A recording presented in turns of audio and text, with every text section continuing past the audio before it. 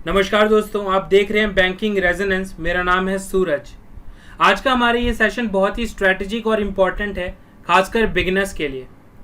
इस सेशन को शुरू करने से पहले मैं आपके साथ एक बहुत ही इंपॉर्टेंट चीज़ डिस्कस करना चाहता हूँ। फॉर द लास्ट 2 वीक्स मेरे पास अबाउट 100+ क्वेरीज आई हैं दैट सर मेरे स्टेट में हर दिन कोरोना के 3000+ केसेज आ रहे हैं, या फिर मेरा स्टेट जो है वो लॉकडाउन जैसी स्थिति में है, तो सर क्या इस कंडीशन में भी एग्जामिनेशंस होंगे?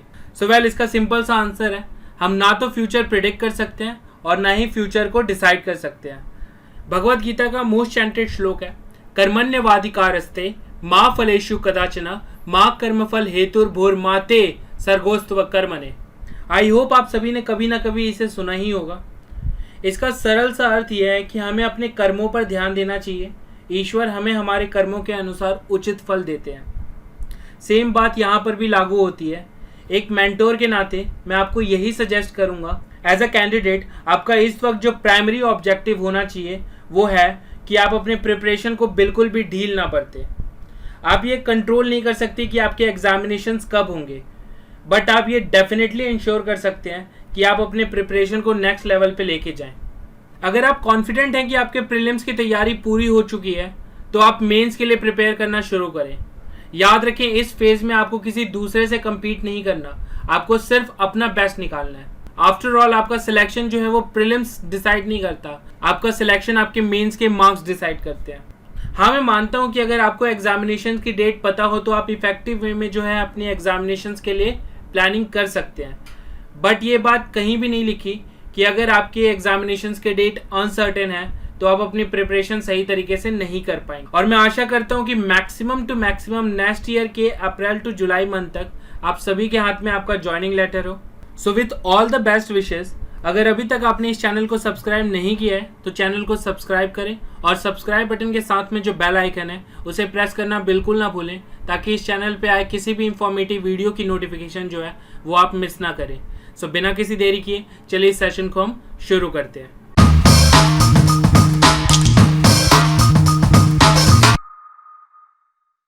तो ये है इस सेशन का topic, that what should be your preference given to different sets of question in IBPS RRB office assistant. ये वीडियो जो है वो मैं 2 पार्ट में लेके आऊँगा। पार्ट 1 जिसमें मैं ऑफिस असिस्टेंट के प्रीलिम्स के ऊपर डिस्कस करूँगा, और पार्ट 2 में मैं ऑफिसर स्केल के प्रीलिम्स के ऊपर डिस्कस करूँगा। देखिए, बैंकिंग एग्जामिनेशन या किसी भी कॉम्पिटिटिव एग्जामिनेशन का अगर आप प्रीलिम्स देंगे तो आप टाइम के फैक्टर को बिल्कुल भी इग्नोर नहीं कर सकते, क्योंकि मेंस में भले ही एक समय के लिए अगर आपने कोई गलत क्वेश्चन अटेम्प्ट करना शुरू कर दिया है तो आपके पास चांस रहता है कि आप उस क्वेश्चन को छोड़कर दूसरे क्वेश्चंस को अटेम्प्ट करें, बट ये ऑप्शन जो है वो आपके पास प्रीलिम्स एग्जामिनेशन में नहीं होता, क्योंकि प्रीलिम्स एग्जामिनेशन में आपके पास समय बहुत कम होता है। इसलिए आपको इंपॉर्टेंट है ये समझना कि आपको प्रीलिम्स में टॉपिक वाइज किसको पहले प्रेफरेंस देना है और किन टॉपिक्स को आपको बाद में प्रेफरेंस देना है। ये मैं आपको अपने पर्सनल एक्सपीरियंस से बता रहा हूँ, क्योंकि अपने करियर के स्टार्टिंग फेज में जब मैंने बैंकिंग प्रिपरेशन बिल्कुल शुरू की थी और जब मैंने पहली अपनी बैंकिंग एग्जामिनेशन दी थी जो कि था SBI क्लर्क ऑफ 2018, सो मैं ऑलरेडी ये मिस्टेक कर चुका हूँ। एक्सपीरियंस कुछ इस तरीके से था कि उस समय जो है सेक्शनल टाइमिंग नहीं होता था, यानी आपने 60 मिनट में 100 क्वेश्चन अटैम्प्ट करने, बट आपके पास ये नहीं है कि आपने रीजनिंग में सिर्फ आपको 20 मिनट ही मिलेंगे, और मैथ्स में आपको 20 मिनट मिलेंगे, एंड इंग्लिश में आपको 20 मिनट मिलेंगे। और शायद यही वो रीज़न था जिसके चलते मेरा वो प्रीलिम्स एग्जामिनेशन जो है वो सिर्फ 0.75 मार्क्स से जो है क्वालिफाई किया था मैंने। उसमें रीजनिंग का जो क्वेश्चन आया था, डबल रो सिटिंग अरेंजमेंट, जिसमें 10 बंदे बैठे हुए थे, जिनमें से 5 नॉर्थ की तरफ देख रहे थे और 5 साउथ की तरफ देख रहे थे।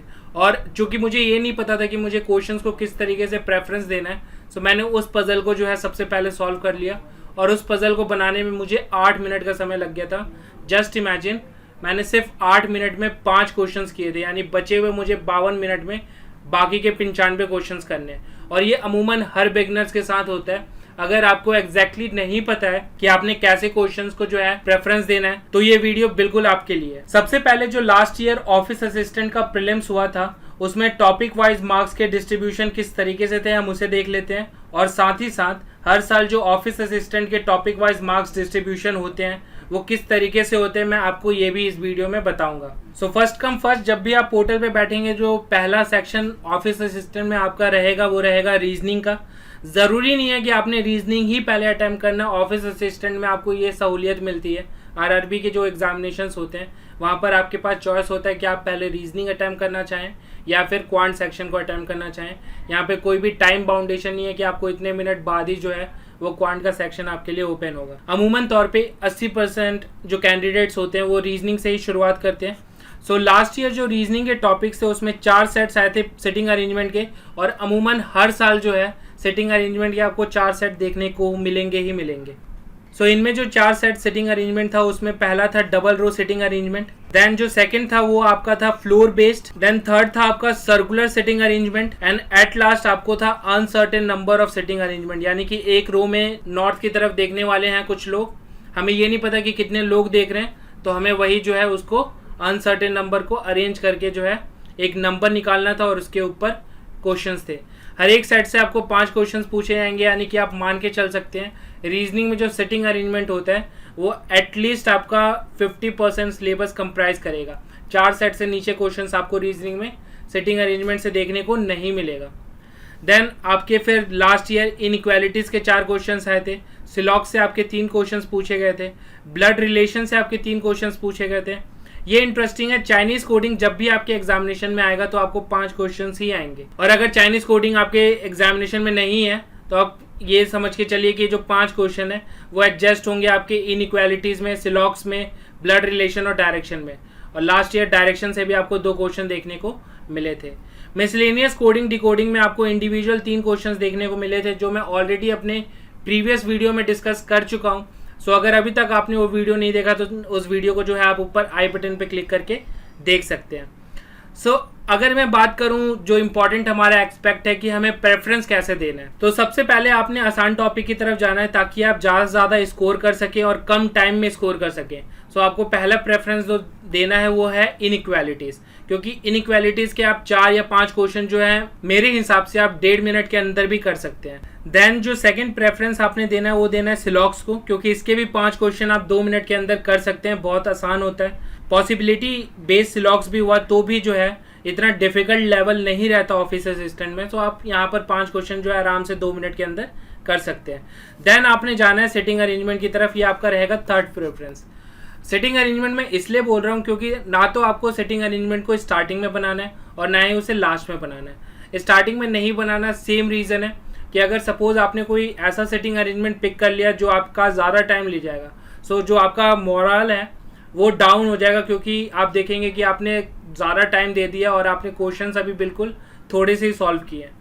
तो इसलिए सिटिंग अरेंजमेंट आपने स्टार्टिंग में नहीं बनाना। लास्ट में भी सिटिंग अरेंजमेंट नहीं बनाने का सिंपल सा रीज़न ये है क्योंकि एग्जामिनर जो है आपको सिटिंग अरेंजमेंट सॉल्व करने के मार्क्स नहीं देता। सिटिंग अरेंजमेंट सॉल्व करने के बाद जो क्वेश्चंस पूछे जाते हैं उनके आंसर्स आप देने के आपको मार्क्स मिलते हैं। सो अगर सपोज आपने लास्ट में सिटिंग अरेंजमेंट को बनाना शुरू किया और आपने मान लेते हैं सॉल्व भी कर लिया, लेकिन आप अगर आंसर ही नहीं कर पाएंगे तो फिर उनको सॉल्व करने का भी कोई मतलब नहीं रहता। जो फोर्थ प्रेफरेंस आपने देना वो देना है चाइनीज़ कोडिंग को, अगर आता है तो, क्योंकि चाइनीज़ कोडिंग भी एक सेट होता है जिसमें आपने पहले कोडिंग को सॉल्व करना होता है और उसके बाद जो है उनको आंसर करना होता है। एंड देन उसके बाद एट लास्ट आपने ब्लड रिलेशन को प्रेफरेंस देना है, देन डायरेक्शन को प्रेफरेंस देना है। ये सारे बहुत आसान से टॉपिक्स हैं, ठीक है, तो इसमें आपका ज़्यादा टाइम जो है वो नहीं लगेगा, क्योंकि ऑफिस असिस्टेंट में जो है बहुत हाई लेवल का ब्लड रिलेशन और डायरेक्शन जो है वो नहीं पूछता।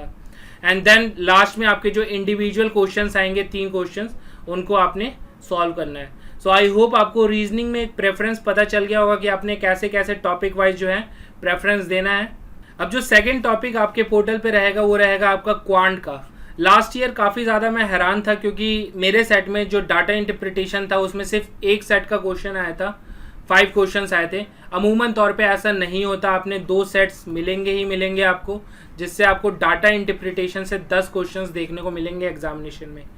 देन आपके सिंप्लीफिकेशन में अगर डाटा इंटरप्रिटेशन में अगर 2 सेट्स आ रहे हैं तो सिंप्लीफिकेशन के 10 क्वेश्चंस हो जाएंगे, क्वाड्रेटिक इक्वेशन के 5 क्वेश्चंस हो जाएंगे, देन आपने रॉन्ग नंबर या मिसिंग नंबर सीरीज़ के 5 क्वेश्चंस हो जाएंगे, और अर्थमेटिक में जो है वो आपके 10 क्वेश्चंस हो जाएंगे। बात वही आती है प्रेफरेंस की, तो सबसे पहले आपने सिंप्लीफिकेशन में सॉल्व करना शुरू करना है विदाउट एनी डाउट। अगर आपका पहला क्वेश्चन सिंप्लीफिकेशन का नहीं है तो आप क्वेश्चन जंप करिए और सिंप्लीफिकेशन के और अप्रॉक्सीमेशन के क्वेश्चंस ढूंढिए, क्योंकि सबसे पहले आपने वही करना है। अगर आप 10 क्वेश्चंस जो है सिंप्लीफिकेशन के करते हैं तो हार्डली आपके 3 से 4 मिनट जो है वो लेगा, बस शर्त है कि आपकी कैलकुलेशन जो है वो तगड़ी होनी चाहिए। ऑफिस असिस्टेंट के लेवल में 10 क्वेश्चन 3 से 4 मिनट में बनाना बहुत ज्यादा डिफिकल्ट चीज नहीं है, सिर्फ प्रैक्टिस मांगता है। और जो मैंने लास्ट 20 डेज का शेड्यूल बनाया उसमें भी मैंने अप्रोक्सीमेशन और सिंप्लीफिकेशन के ऊपर अच्छा खासा बात किया है। देन जो आपको सेकंड प्रेफरेंस देना है वो देना है रॉन्ग नंबर सीरीज या मिसिंग नंबर सीरीज। इसमें आपने 3 क्वेश्चन या 4 क्वेश्चन बहुत आसान से मिलेंगे, सिर्फ एक ही क्वेश्चन ऐसा होगा जहां पर आप फंस सकते हैं। देन यहाँ भी जो आपने थर्ड प्रेफरेंस देना है वो देना है डाटा इंटरप्रिटेशन को। डाटा इंटरप्रिटेशन को थर्ड प्रेफरेंस देने का सेम वही रीज़न है, आप ना तो डाटा इंटरप्रिटेशन स्टार्टिंग में कीजिए और ना ही मैं आपको सजेस्ट करूँगा कि आप DI के जो क्वेश्चन है उन्हें लास्ट में करें। स्टार्टिंग में नहीं करने का भी सिंपल रीज़न है जो मैं ऑलरेडी सिटिंग अरेंजमेंट बता चुका हूँ, और लास्ट में भी नहीं करने का वही रीज़न है जो सिटिंग अरेंजमेंट में मैं ऑलरेडी डिस्कस कर चुका हूँ। सो आपने थर्ड प्रेफरेंस जो है वो डाटा इंटरप्रिटेशन को देना है। देन आपने फोर्थ प्रेफरेंस देना है क्वाड्रेटिक इक्वेशन को, क्योंकि इसके इंडिविजुअल क्वेश्चंस होते हैं। एक क्वेश्चन जो है वो दूसरे क्वेश्चन से रिलेट नहीं होता, आपने हर क्वेश्चन को इंडिविजुअली सॉल्व करके सही आंसर को टिक करना है। एंड देन फाइनली जो लास्ट प्रेफरेंस होगा वो रहेगा आपका अर्थमेटिक। रीजन सेम, अर्थमेटिक में भी इंडिविजुअली आपने हर एक क्वेश्चन को बनाना है, किसी एक क्वेश्चन से जरूरी नहीं है कि दूसरा क्वेश्चन रिलेट करेगा। वेल लास्ट ईयर जो अर्थमेटिक में 9 क्वेश्चन आए थे उसमें भी मैं आपको बता देता हूँ। लास्ट ईयर जो अर्थमेटिक में 9 क्वेश्चन आए थे उसमें रेशियो एंड प्रोपोर्शन से आपके 2 क्वेश्चन थे। देन प्रॉफिट एंड लॉस से आपके 2 क्वेश्चन थे। देन बोट एंड स्ट्रीम से आपके 2 क्वेश्चन थे। स्पीड एंड टाइम, हैरानी वाली बात है, ऑफिस असिस्टेंट में जनरली पूछा नहीं जाता है, बट स्पीड एंड टाइम से भी आपके एक क्वेश्चन देखने को मिले थे। एजेस से डेफिनेट था, आपको एक क्वेश्चन हर एग्जामिनेशन में देखने को मिलेगा बैंकिंग के। देन पाइप्स एंड सिस्टम से आपको एक क्वेश्चन देखने को मिला था, और सबसे हैरानी वाली बात मैंसुरेशन से आपको क्वेश्चन देखने को मिला था। ये अमूमन तौर पे SSC का पोर्शन होता है, बट मैंसुरेशन से ऑफिस असिस्टेंट में एक क्वेश्चन आना थोड़ा चौंकाने वाला था, बट ये जो मैंसुरेशन का क्वेश्चन था वो बहुत ही आसान था, किया जा सकता था। सो ये था एंड इस सेशन का। आई होप आपको इस सेशन में इंपॉर्टेंट चीज समझने को मिला होगा। अगर आप बिगिनर्स हैं तो ये आपके लिए बहुत ही इंपॉर्टेंट इन्फॉर्मेशन है कि आपने किस तरीके से प्रेफरेंस देना है अपने एग्जामिनेशन में। आप कोई भी क्वेश्चन जो है स्टार्टिंग से सॉल्व करना शुरू नहीं कर सकते, आपने एक पर्टिकुलर स्ट्रैटेजी से जो है क्वेश्चन को अटेम्प्ट करना है। अगर ये वीडियो आपको पसंद आया तो प्लीज़ इस वीडियो को लाइक करें और चैनल को सब्सक्राइब करें। सो मिलते हैं आपसे नेक्स्ट वीडियो में, तब तक अपना और अपने परिवार का अच्छे से ख्याल रखें। Have a good day and God bless you all.